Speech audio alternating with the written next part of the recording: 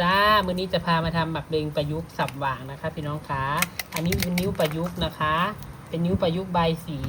เรามาใช้การสับหว่างในการทำหมักเบงค่ะพี่น้องคะเพื่อให้มีสีสันนะคะพี่น้องคะนี่สับหว่างไปเลยเห็นบอลลูกสเตปเปอร์มันคมนี่ยี่ห้อ FDI นี่ถ้ามันโบคมโบแข็งนี่มันโบยิบโบได้เข้าเด้อพี่น้องนี่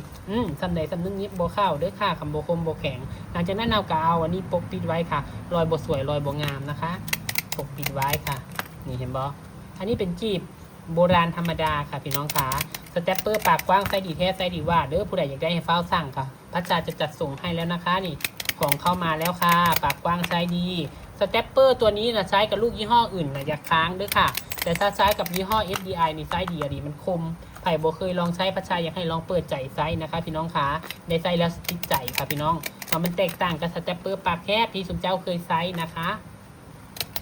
เสร็จเรียบร้อยแล้วพี่น้องค่ะพระชาก็จะทำตีนบักบิงใส่เด้อตีนบักบิงก็ทำไว้แล้วนี่ค่ะก็จะทำเป็นรัดข้อใส่นะคะพี่น้องค่ะ